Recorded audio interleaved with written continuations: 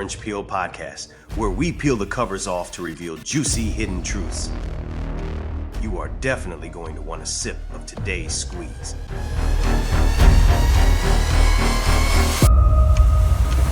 Mental disorders are a growing and serious global problem. Mental health problems cause many economic consequences, such as reduced employee productivity, days lost from work, workplace violence, and so on. The global cost of mental disorders in 2010 was between $2 and $5 trillion. Mental disorders occur in all age groups, but takes a heavy toll upon our youths, affecting the future of the church and our nation.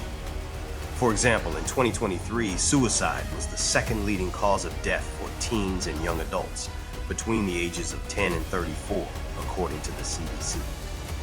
10% of high school students attempted suicide in 2023. Social phenomena such as bullying and social media attacks have contributed to this problem, and there are many other stressors in our modern society that negatively affect everyone's mental health. Christians are not exempt from mental health issues, but unfortunately, mental health counseling is not well understood or embraced in Christian circles. Some Christians believe mental health struggles are caused by a lack of faith, prayer, and devotional practices. This implies that people of faith should never struggle or be overwhelmed by life, but that's not true. For example, some of the greatest people of faith have been afflicted with deep depression. Nearly half of evangelicals believe that serious mental illness can be overcome with prayer and Bible study alone. The result of this condemnation of mental illness as sin is that many Christians do not admit they have a mental illness. They don't talk about it and they don't reach out for help. If they do reach out, they will often turn to the secular world instead of the church because they sense they will get more understanding, sympathy, and help there. However, secular approaches can sometimes lead to further spiritual difficulties and complications. Our guest on the Orange Peel today is here to help us peel back the covers and expose the truth about Christians and mental health. Samuel Bailey is the minister of the Cedar Valley Church of Christ in Lancaster, Texas. Sam is also a trained mental health therapist, and as part of his ministry at Cedar Valley, he provides mental health counseling for congregants and the community. Now let's dig into this juicy topic and drink in the nourishing, juicy truths that this talented Christian leader squeezes out for us. Good morning, Sam, and welcome to the Orange Peel Podcast. Thank you, Avery. Glad to be here with you this morning. How are you doing? Oh, doing well. It's a little bit cold in the Houston area this morning, but I'm staying warm. Yes, same here in Dallas, but we're trying, this winter trying to hold on for one last run. Yeah, I think you're right. Well, I have been looking forward to this conversation because it is such a relevant topic. I've been employed in the healthcare industry for a lot of years, or should say was employed in the healthcare industry for a lot of years before I retired. And so I am very aware of the national, if not global crisis mental health has become.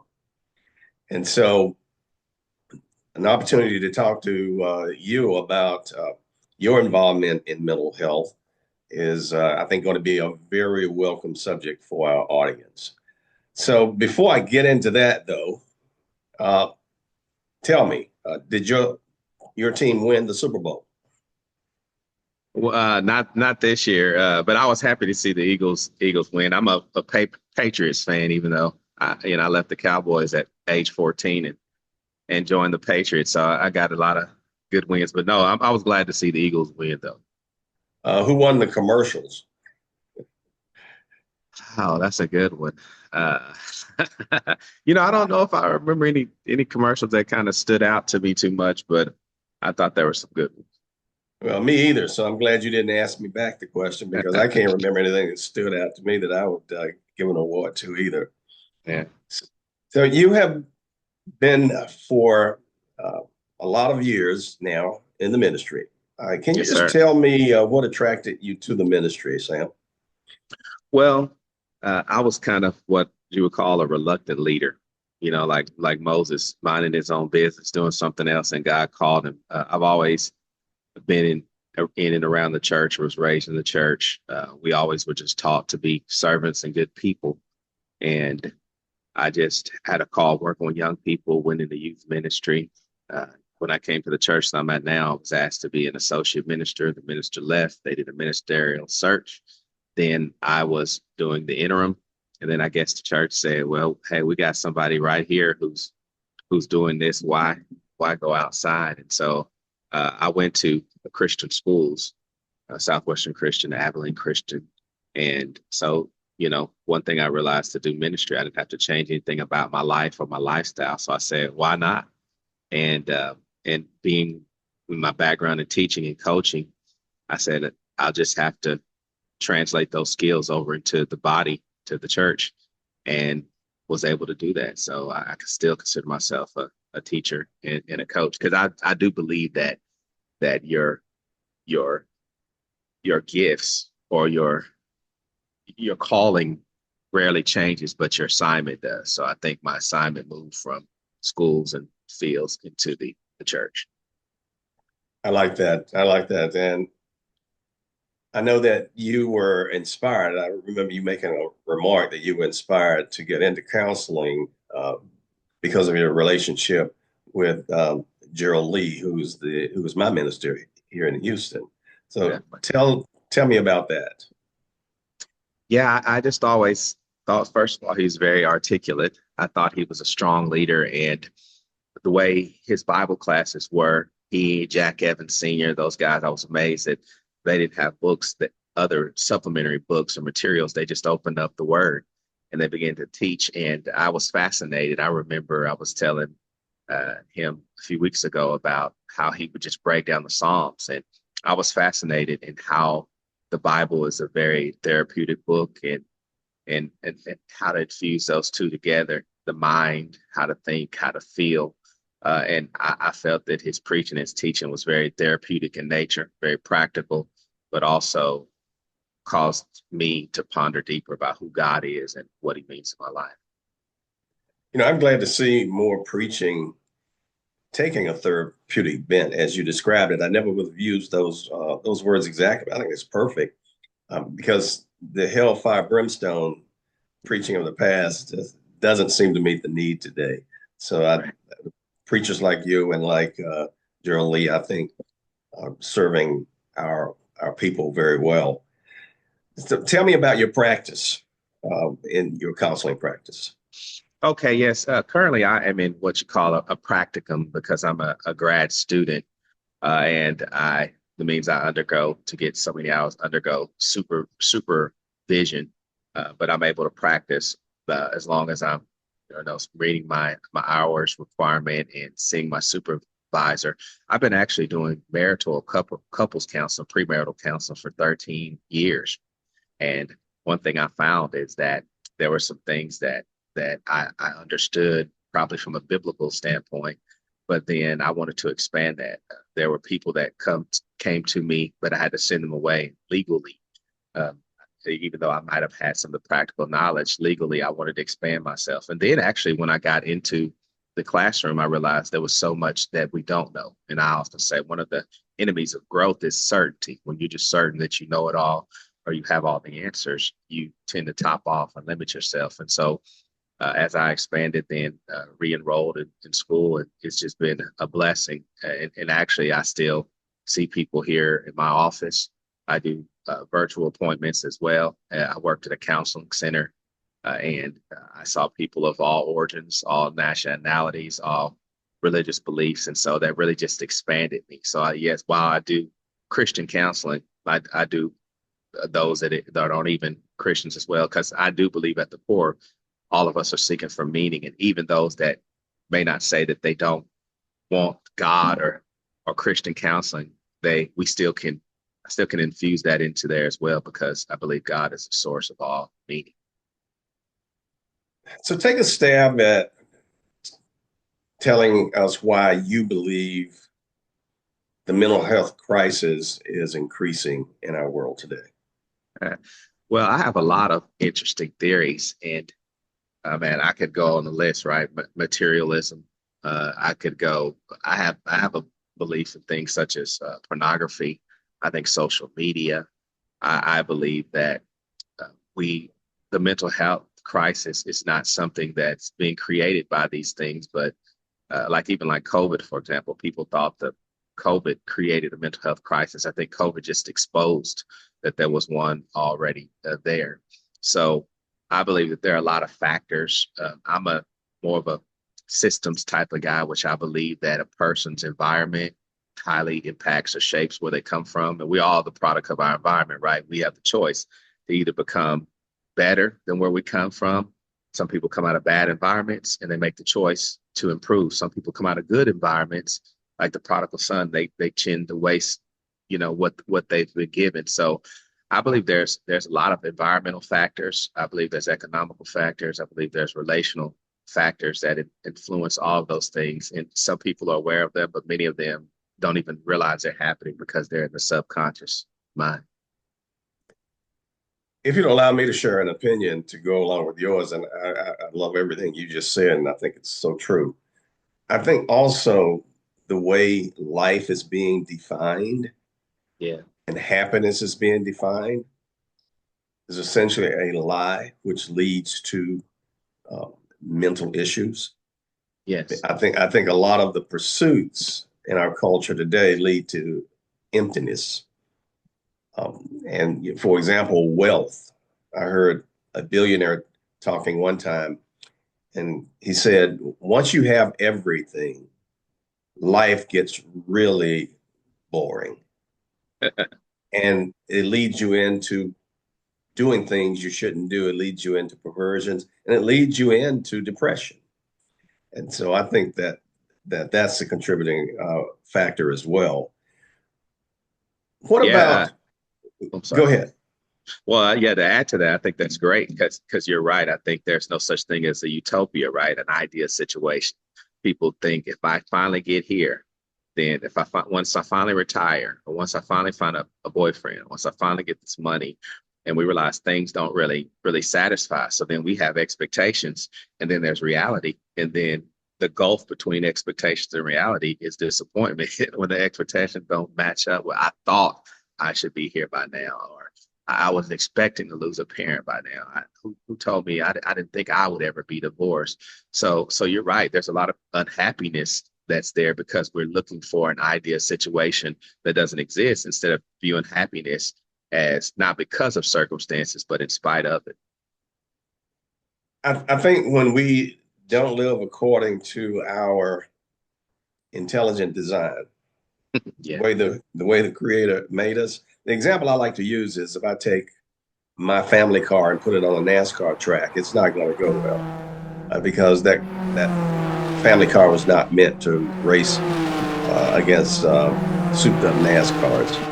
And I think Sure. we do the same thing with human beings. We put human beings in tracks that they don't belong and try to live in That's good. ways we don't belong. So, how do we, maybe I should say it this way, how do you get that message across? Because that's really a spiritual message um, that creates both physical and mental problems when it is not adhered to. Well, that's a great question because we find ourselves in a lot of spaces that we don't belong to, and I like the word a discernment. And we talk about spiritual disciplines like prayer, fasting, meditation. I think praying, praying is talking to God, right? Meditation is listening to Him, and then making the right choices based upon the discernment. I often pray for the spirit of discernment. Lord, help me if my motives are wrong. Show me if I'm in the wrong place. Guide me, lead me, direct me. So I think really being led, because if we are led by God, I believe that we might actually be in situations that may not even feel good to us, because we like to think that everything feels good to us is good for us. But God may lead you like the children of Israel, he may lead you through the wilderness and it's uncomfortable for you. Or he may call you Moses when you're well up in age to go down to Egypt and tell Pharaoh to go. So just because it makes us uncomfortable doesn't mean it's not from God. So I think discernment goes hand in hand with making those choices in knowing that you're being led by God versus feelings or opinions of other people. In your opinion, what makes a good counselor? And describe the skill set. This is a great question. These are some wonderful questions. I could talk about these all day. Before I really got into therapy, and I have people telling me this all the time, I would make a great counselor because I give good advice. That's not what makes a great counselor. A great counselor is one who knows how to listen. That's the most valuable skill, to be able to perform, spiritual forensics, emotional forensics on a person by knowing. It's like when you go to a doctor, if you got a foot issue, you don't go to a ear, nose, and throat. You go to a podiatrist. So a good therapist is not only, I believe there's some natural ability there with empathy, right? Which means I know how to feel with you, versus sympathy, I'm feeling for you. But I think some are natural empaths, but those skills that are trained to listen. What am I listening for? The things that are said and the things that are not being said. So it's not just giving advice, because a lot of times I've been in sessions and I could give them the answer in the first, 2 minutes, but hey, this is your problem. But the light has to come on in their own mind, like the prodigal son. The father knew when he gave him, his inheritance, he had a spirit of entitlement. Give me what's mine, right? But it wasn't until he came to himself, the light had to come on himself and realize, like, oh, I'm away from the Father, or I am the problem. So I like to tell people that you actually, might be the problem, but you're also the solution. And that all resides. And so great listeners and people who know how to listen, not just to give advice, but to be able to really try to understand what people come from. That sometimes that involves going into some very uncomfortable places with people. One will trust you that you're not judging them, especially in clinical settings.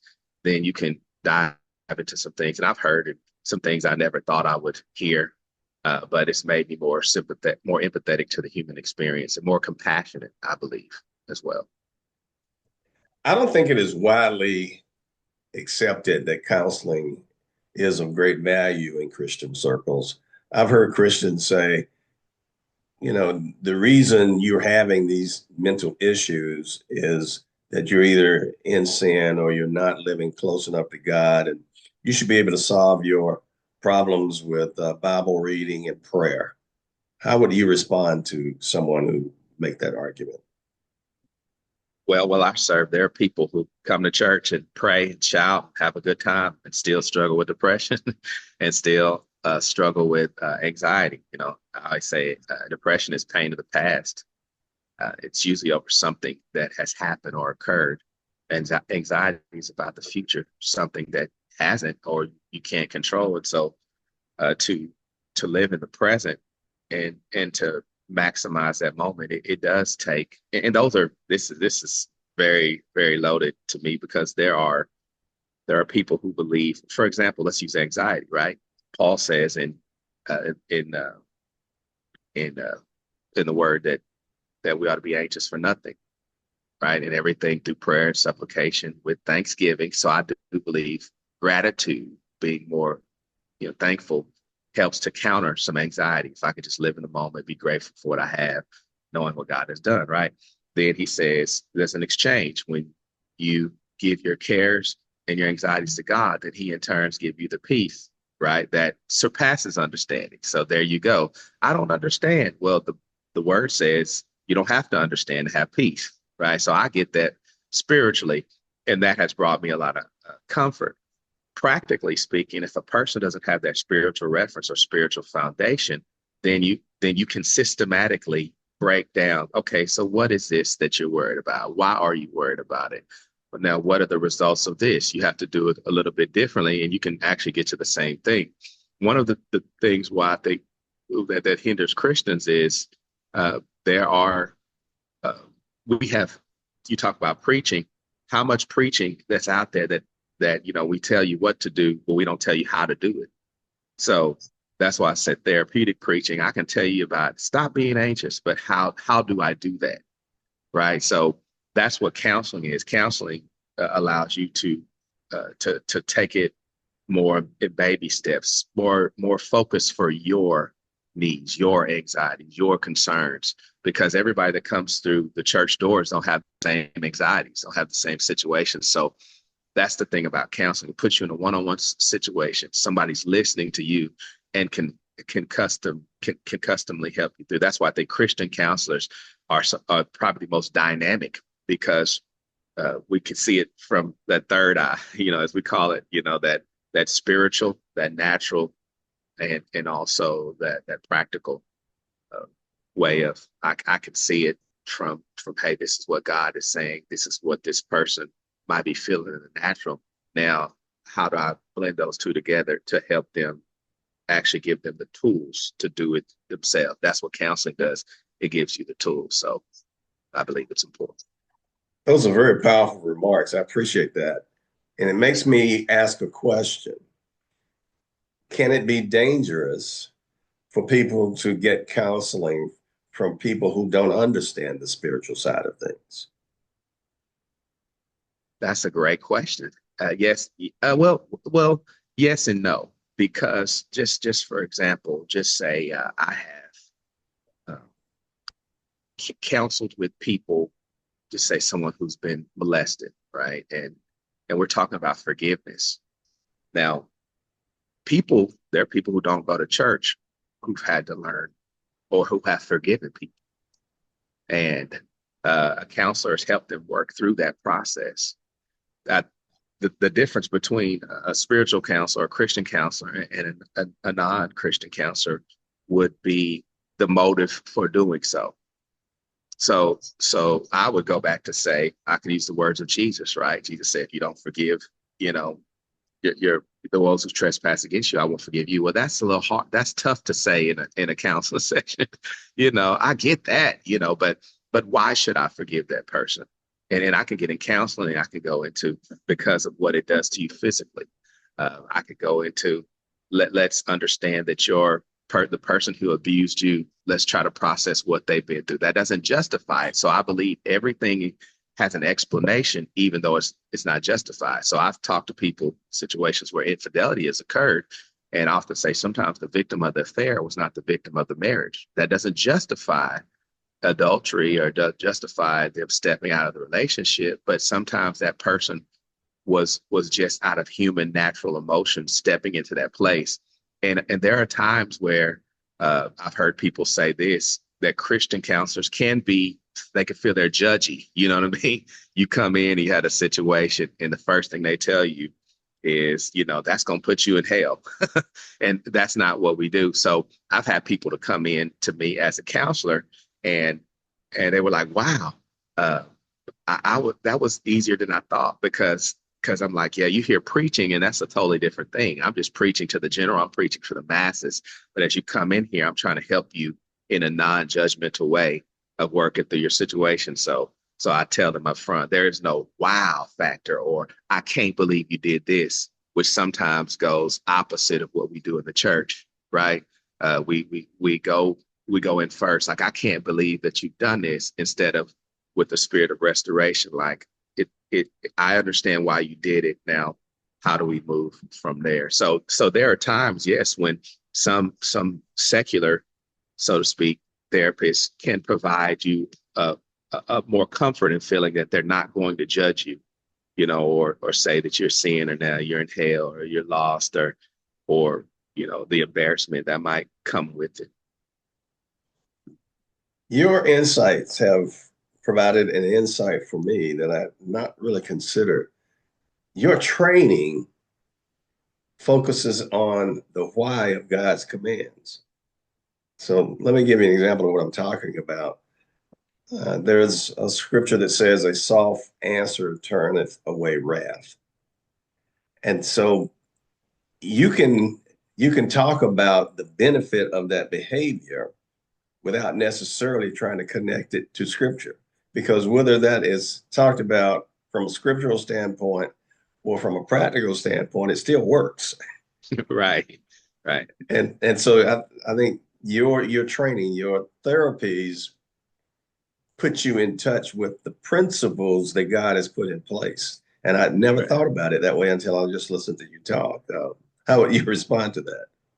Yeah, that's what I found. There's a lot of the stuff that they teach in psychology therapy. I see it already taught in the Bible, or in God's words, just expressed in a different way. So I remember one time I had a couple come in and they saw my bio and they were like, "We know you're a Christian counselor and all that, but we don't want any of that." And I said, "Okay, well, that's fine. I could talk to you in any situation, any space."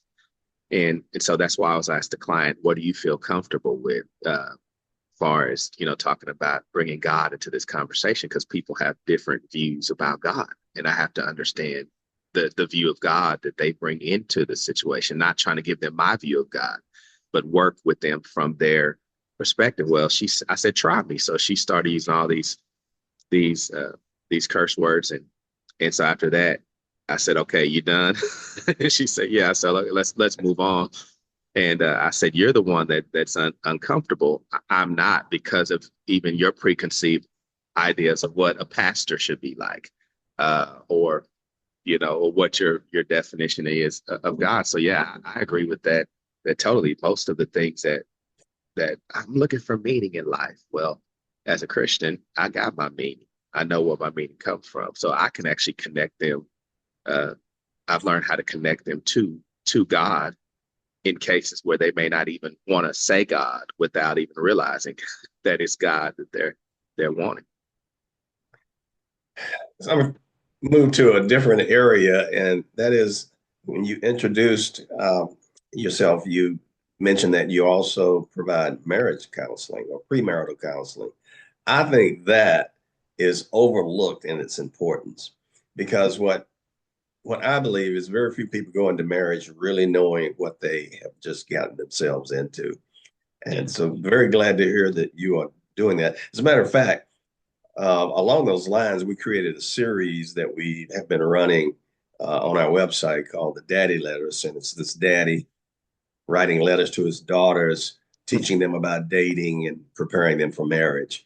So, we here believe that it's that important. So to hear that you have a very active premarital counseling practice is really good. So how deep do you go?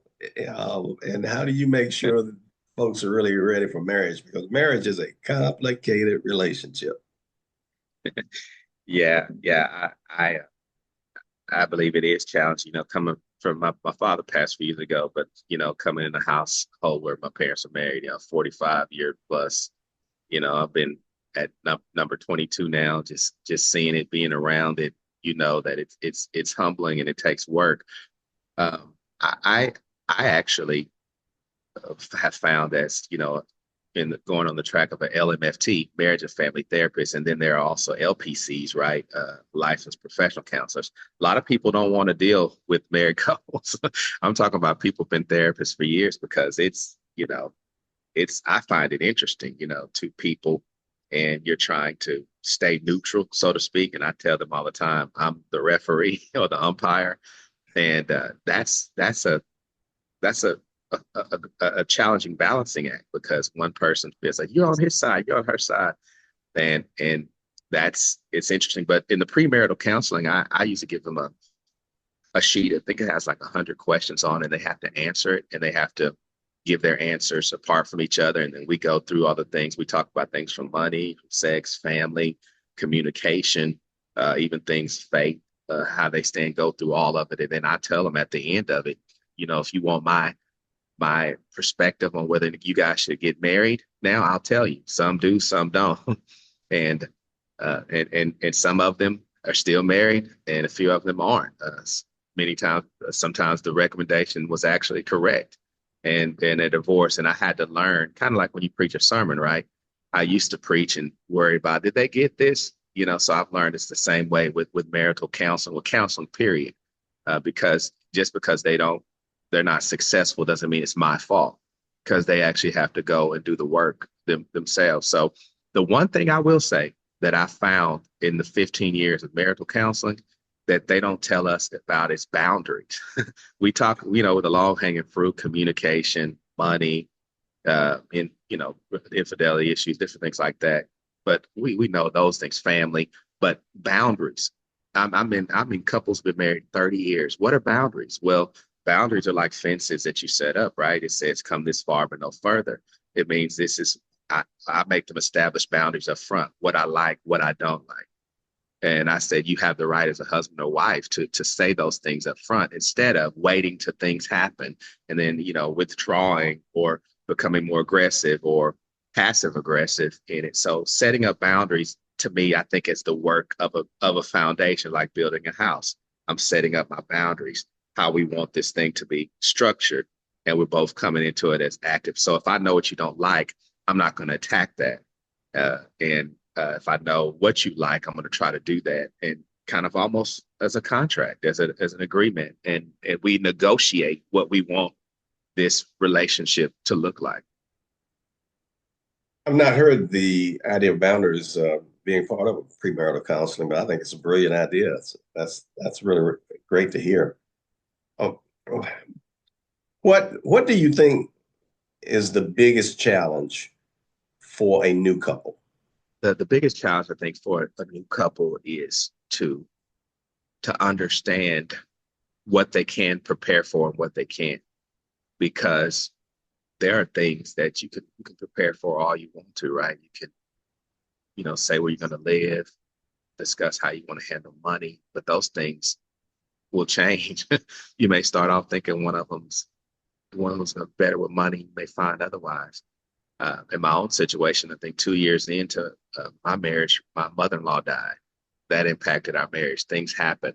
You lose spouses, you lose job, you change. So I think the biggest challenge is to try to help them see there are so many things that are going to happen to you that you can't plan for and that you don't expect. So, and then two, to get them understanding that two becoming one is a process. And think about it. We were all there. We go into it. Oh, I got this. I'm ready. And then life says, oh, maybe I wasn't as mature as I should have been. Or we look back and tell our spouses, I thought I did this, or I didn't understand that. And we just don't know what we're going to happen. But that two becoming one is a process that won't be achieved instantly. I think it's something that I think new couples don't realize. I think you're exactly right. So one more question about premarital counseling, and we move on to something else. And that is in the Daddy Letter series that I mentioned, one of the sections was on romance and the fact that too many couples start marriage with unrealistic views of romance. Yeah. Some think it is extremely important. Some think it is not important at all. How much time do you spend on that particular subject, if I might ask? Yeah, I actually say that because it depends on, I'll give you this example. Back in the older days, it was, think about things such as we would tell our young men and women, try to abstain from physical activity before we got married. That changed the dynamic, right? Because once you get involved physically, that changes everything. And you could get involved physically. You think you're in love, but you're not, or you got a connection that you're not supposed to have. That's changed now, right? So most people who go into those relationships are already now and have been intimate, been physically involved. They understand those things, and I think they don't believe that there are things again that could happen. What if that person? I often say, what if that person can no longer do physically for them? We're all going to change. So, if you're getting to this based upon the superficial, how this person looks, something that's physical or superficial, that it's going to fade and it's going to change. So you have to look at this person and say, could I be with them if they got sick? Would I love them if they got a terminal disease? If they're, all the body parts and the things I like and the superficial, the hair, my hair is thinning out right here, all the things. You won't have the muscles that she has. She won't have the shape that she has. But if it's built on deeper than that, you're gonna love that person regardless, because you made a commitment to them, for better, for worse. It's not just, I think we need to emphasize that it's not just things that are happening, but I think it's actually physical changes, because let's be honest, a lot of people are drawn to the person because of what they see physically. That's natural. I was attracted to my husband because I like this, or I was attracted to my wife because I like that.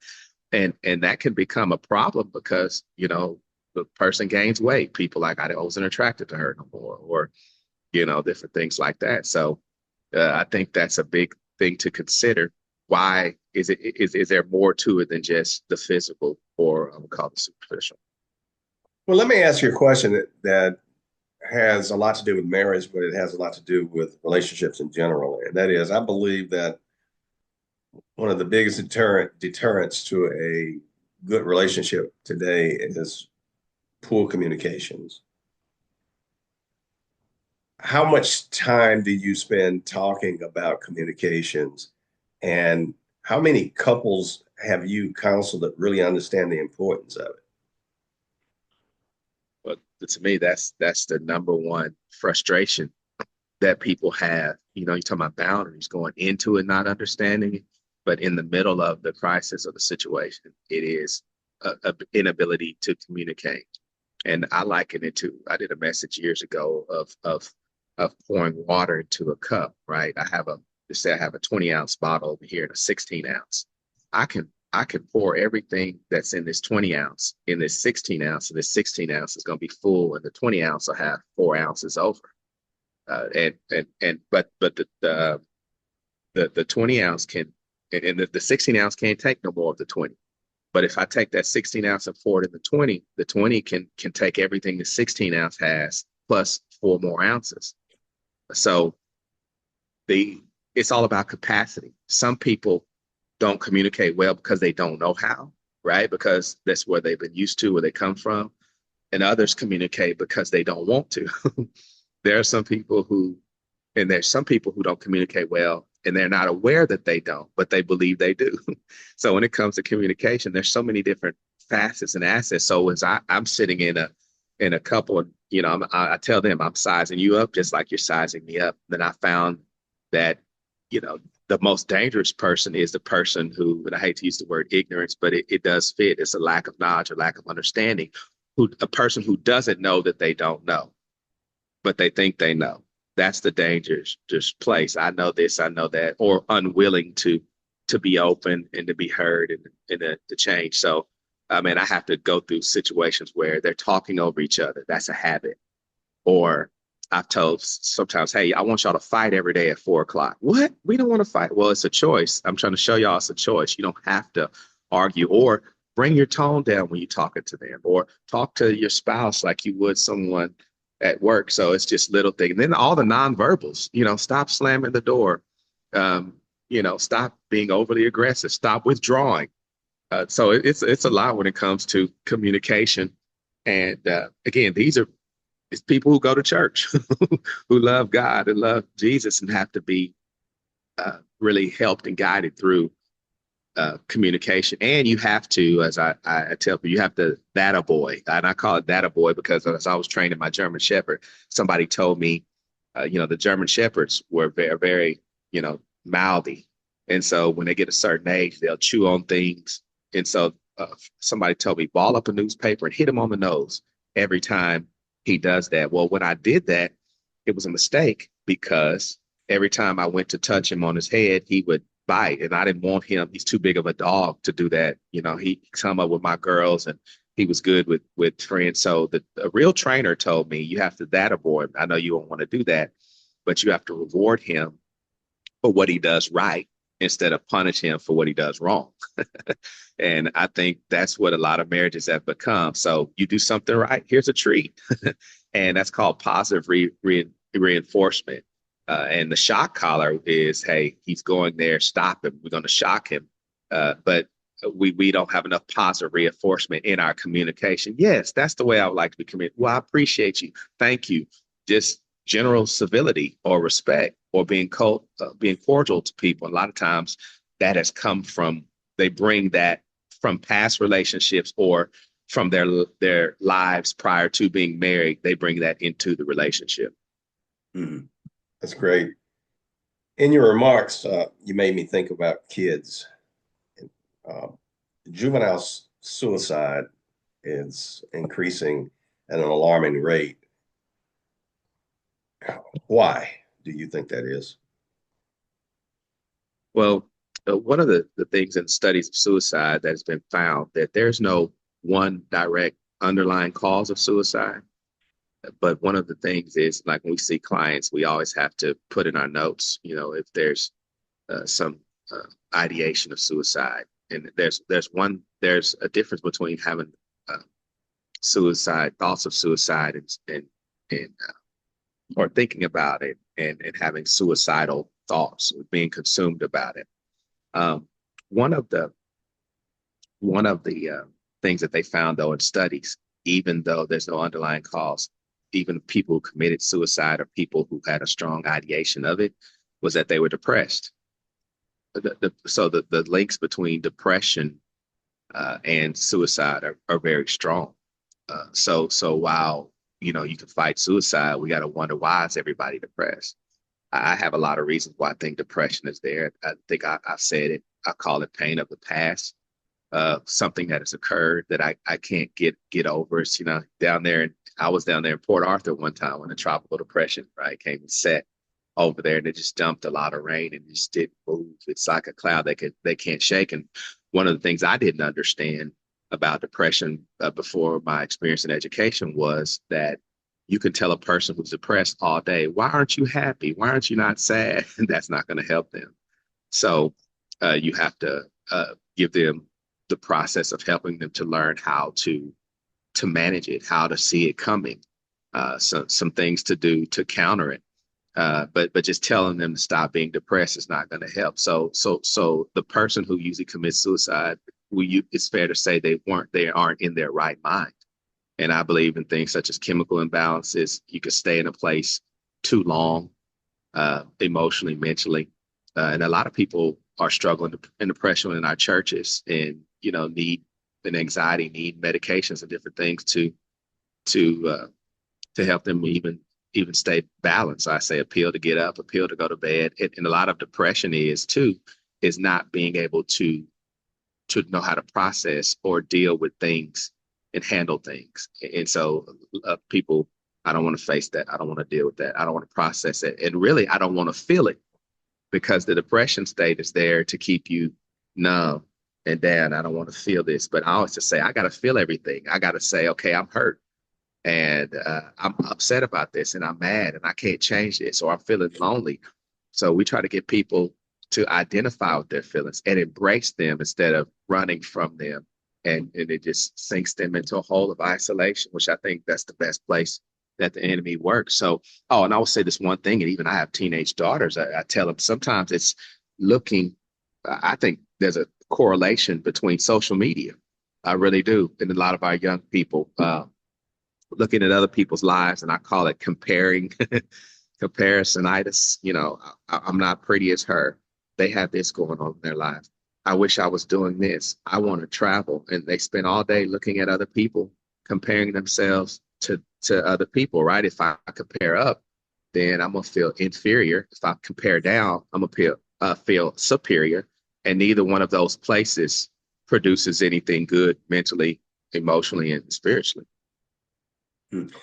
I think the stigma needs to be removed from depression. Some of the greatest spiritual warriors in history suffered from depression, and one who comes to mind is Martin Luther.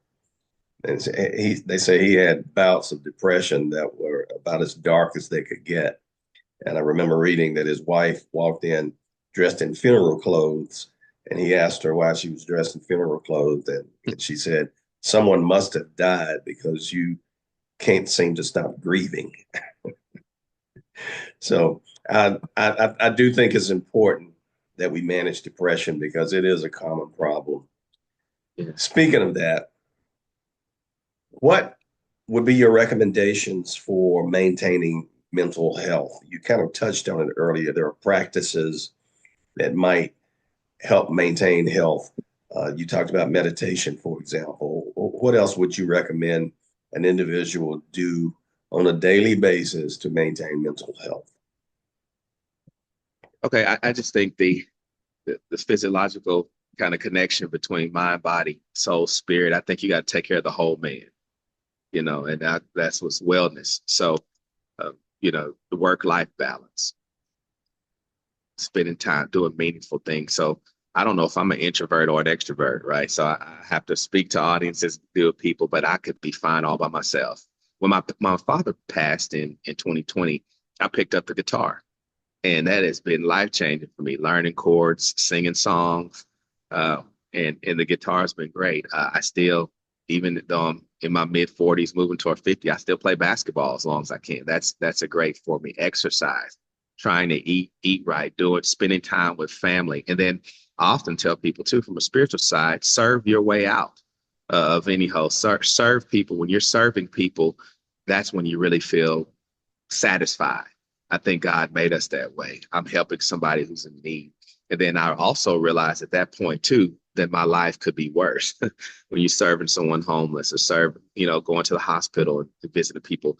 So I often say service, a healthy lifestyle, doing things that you love, and loving the people uh, that God has blessed you with your family, serve, and then like what Paul also said, think on these things that are pure, that are lovely, that are just, of good report. So the battlefield is in the mind, and then also surround yourself with people, if possible, who pour into you as well. Because I am a mentor, but I'm also a mentee. I allow myself to be mentored, and also any good therapist, you got to have people to talk to as well. You can't just take on everybody's stuff without being able to unload that stuff as well. So I would say healthy outlets. One area of counseling that I think is often overlooked and is the area of people moving from productive work lives into retirement. As I began to make that transition, I started talking to a lot of friends who were making that transition. It was brought out to me that some people don't live very long after retirement, and it's as if their mind kills their body because they're not mentally ready for that adjustment. They lose purpose, they lose meaning, and don't necessarily always take care of themselves either, the way they might have when they were in their active years. So I don't know if you've encountered that or not, but as I have become a retiree, I've become more aware of it, and frankly, it was very helpful that I had people I could talk to as I made that transition. Have you encountered that in your practice?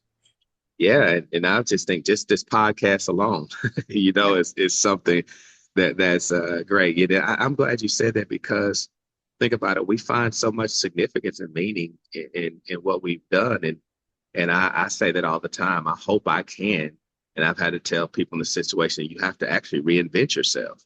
Think about it; it has to happen even in everything that you do. I'll use a sports analogy. I'm a big sports person. I mean, we love Dirk Nowitzki here, right? But Dirk Nowitzki, he used to be the go-to guy, got the ball later on in his career. You could tell, you hate to see your athletes say, hey, I got to maybe come off the bench, because and it saddens you for a little bit.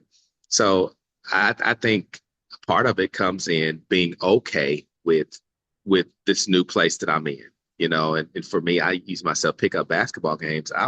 I was 26 points, 13 a game in high school, and now I'll go pick up games sometime and they don't even pick me the first game. That's devastating.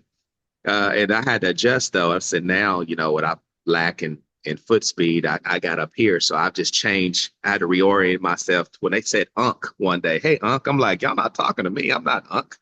I can still touch the rim, but I think something you said is very important. You know what this is? I actually put this we have a grief recovery class, and I actually would put this under the category of grief. And let me tell you why, because I believe we often limit grief to just death. Grief is not just about death, because we get it. I get it, to be absent from the body is present with the Lord. My loved one is gone on. Well, what's the problem with death? The problem with death is the absence it now creates.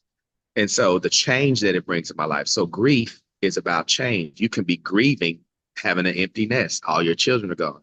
You can grieve being released from a job. You can grieve the meaning that you found in that. And so I believe I call it in a clinical sense, I would actually call it grief because the change, we grieve what was. So grief is not about death. It's about change. And that loss produced change. And you know, that firing produced change. My kids left produced change.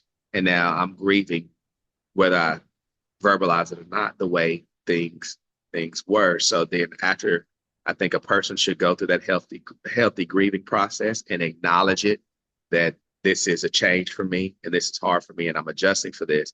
And then acceptance, because that's what we got to get to a grief recovery. We try to get people to acceptance.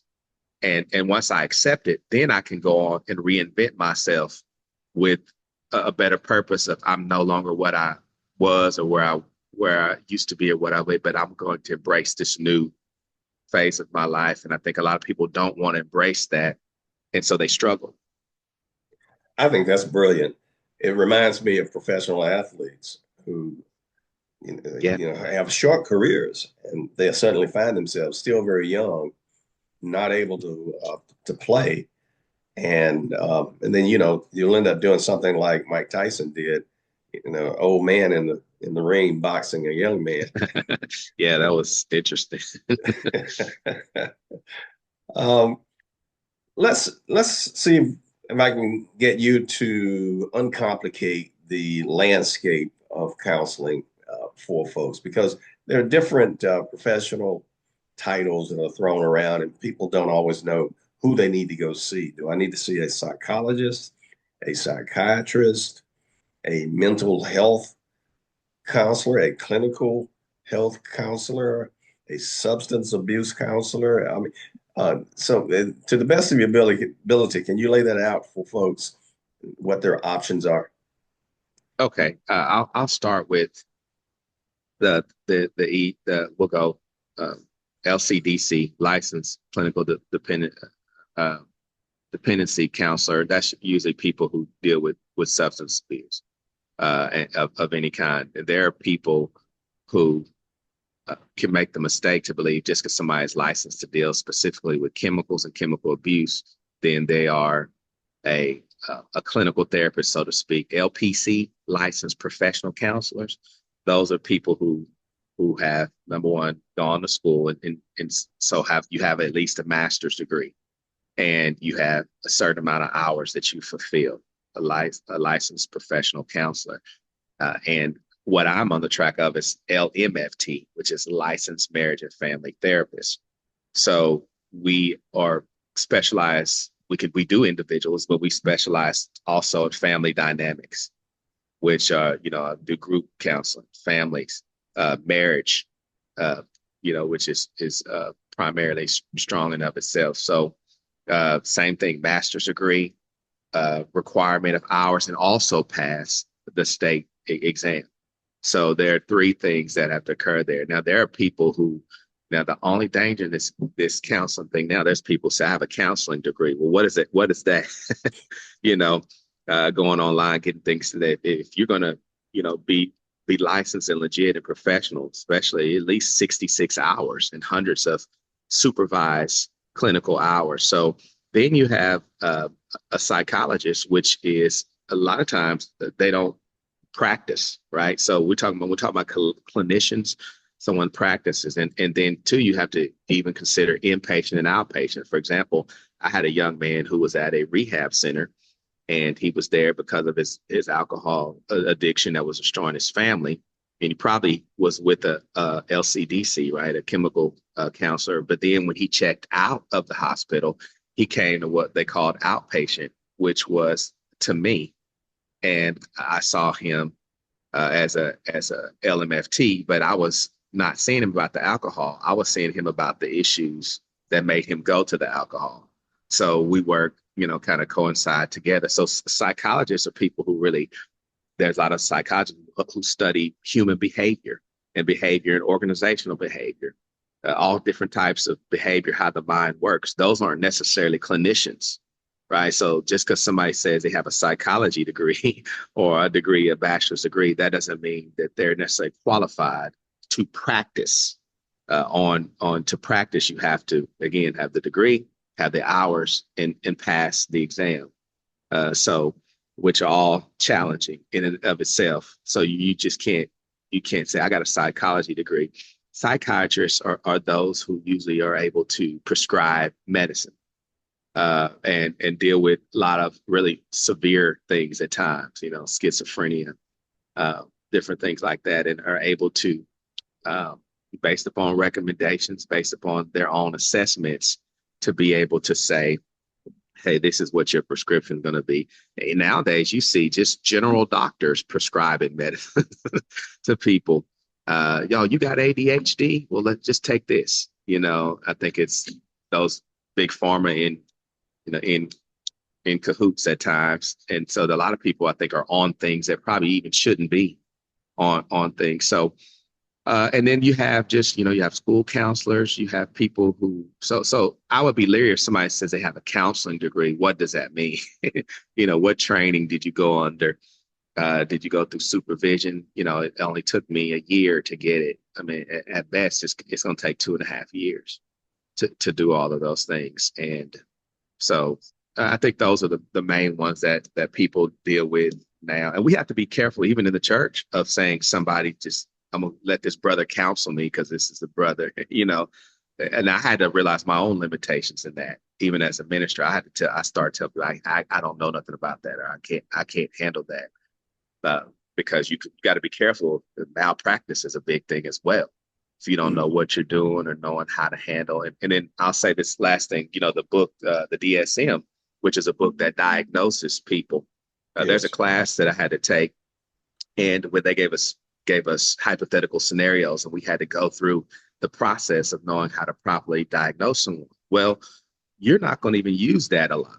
To diagnose someone is a process and it's a serious thing. You got to be careful of doing it, because you could misdiagnose someone and that could change a lot in their lives. The low-hanging fruit is, for example, narcissists, right? Everybody talks about narcissism.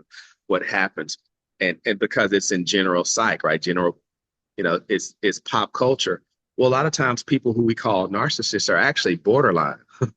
and that produces a whole nother different thing.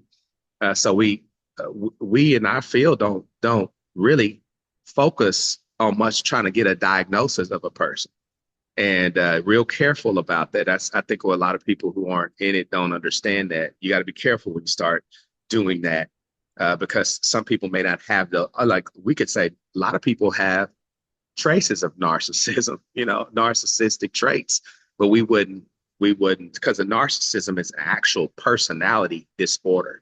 Kids say it all days, I'm antisocial, meaning that I don't like being around people. No, serial killers are antisocial, so there's a lot of different things that we say that get a misuse. And once I got into that and dove into the book and really opened my mind to be more careful, because there's processes that you go through before you label people things.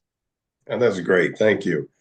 I'm going to ask you one last question, and then right. I'm going to give you time to just say what you want to say about counseling, and just share your heart with our audience about counseling, about the Christian experience in counseling and so forth. So any direction you want to go would be great. But the last question I want to ask is, how do you answer that person who asks you, is counseling scriptural? Yeah, there's many verses in Proverbs. I should have brought my list for you today that talk about the multiplicity of counselors, and all of us are wise in doing so. There's a lot of things that we could actually go and say, is this scriptural to do? When it comes to that add value to our lives. But anything that, now I will say this, that there's a difference sometimes between it being scriptural and asking yourself, is this good for me? Right? Because there's some things that we can't necessarily say say are unscriptural or sins, but still may not be good for you. I would say, look at the fruit. To be able to talk to someone, to be able to have someone listen to you, to be able to have someone to help you make sense of what you're going through. How could that be bad for you? Is that better than, drinking away your problems or smoking away your problems or clubbing away your problems?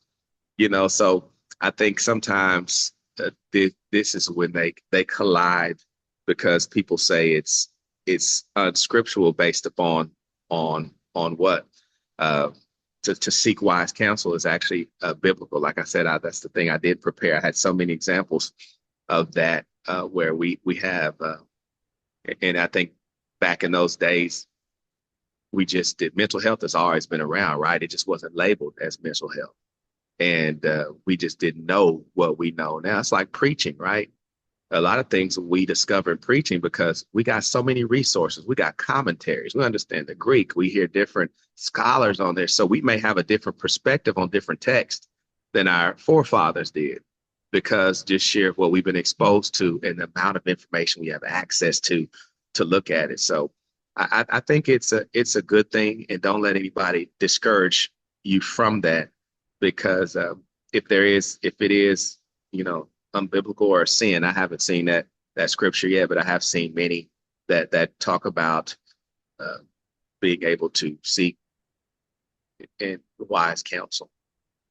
I think your reference to the book of Proverbs is absolutely perfect, because that whole book is about counseling a son about many things, and of course, general counseling for all of us. And I also really very much agree with your concept that everything doesn't have to have a scriptural reference, but through discernment, we determine if it's good for us or not. And I think you've done an excellent job of making sure our audience understand that counseling is good for them when there is a need, and is bad for them if they neglect it when there is a need, because sometimes we need a little help working through our issues. Now the time is yours to share any thoughts you want to share before we close out.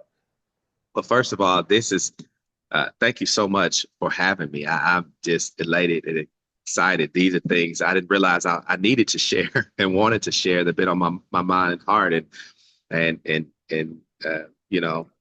I've really wanted to do that. I want to share with you guys also about, I have a podcast that I have going. I haven't done video, but it's audio. It's on Spotify and it's on Apple Music. It's called Therapuo, Be Healed. And we're talking about some of these issues, spiritual and carnal. So THERAPEUO.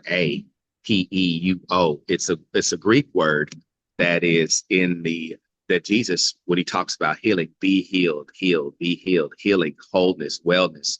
And so that's where we get the word therapy from. And in this podcast, we're talking about all of these things, spiritual, secular, how do they merge, spiritual issues. So my first one just did a few weeks ago, to therapy or not, is it for you? So I go in deeper details on that. So you can check that out on there as well. When you enter into a therapeutic relationship, realize that it has to be mutual. So I often tell people that you need to like your therapist, so it's got to be, because you are, and I tell people all the time, thank you for inviting me into your spaces. And thank you for trusting me to be a part of this. So yes, if you don't care for your therapist too much, I would probably ask you to see another. Because you need to trust them enough. And I'm not saying like them, like I like everything about them, but like how they handle you, like how what they give you. And it's kind of like, you hear the word and you just say, man, this teacher doesn't help me grow, or this speaker doesn't help me grow. I want to be around people who challenge me and help me grow and make me think. So this therapist ought to help you. Also, I want to say as well, get premarital counseling. That's something. And even if you think that you don't need anybody to talk to, you're fine. I would encourage you just to try it. 10, 15, 20 years in, chances are especially in the marriage counseling, that your your spouse is definitely in need of venting. And also, I would say for your children as well. Sometimes your children will tell things to their counselor that they won't tell you. So check in with your children. And then the last one, I would say for African Americans, we are probably the least or the most skeptical to counseling. And that was the odd thing as I was counseling. And I remember one time I walked in and the lady in the hall at the counseling center, they said, "We're here to see Sam Bailey." And I walked out the door and the guy said, "Sam Bailey?" Yeah, I said, what is it? I'm taller than you thought. It was like he was shocked to see a black male. And my supervisor told me that I'm a unicorn to be a black male LMFT. And I found that. So when I had my spaces open, they were booked up. They were always because people wanted the ones who did, hey, I wanted my son with the male and I want him with the African-American male because he can kind of understand to sense the core where I'm coming from on a numerous of issues. So that's one thing I didn't realize going into it, that we don't do it. Black males are even less hard to come by than a black female. But I encourage us, our young men need somebody to talk to. Well, we need someone to talk to. Don't let your pride or your ego or this person does it. Don't tell my business get in the way. Most therapists are trained and have the heart. They don't want to tell your business. They hear everybody's business. They want you to feel comfortable, and they want confidentiality. And also don't be afraid to go to somebody that's in your orbit that's a Christian counselor. I had to tell people that I don't want to, you're not going to hear your business coming from the pulpit. I'm not going to repeat it to my wife. But if they have the credentials and the experience and you could trust them, then go for it. So those are all the thoughts I have on that. I probably have so many more, but again, I'm just so grateful for this opportunity. I've thoroughly enjoyed myself and just stirred up in the right way. Yeah, I wish we could go another couple of hours. This has been great. And I'm like you, I have so many other things that I love to talk about. And maybe we can have a part two to this.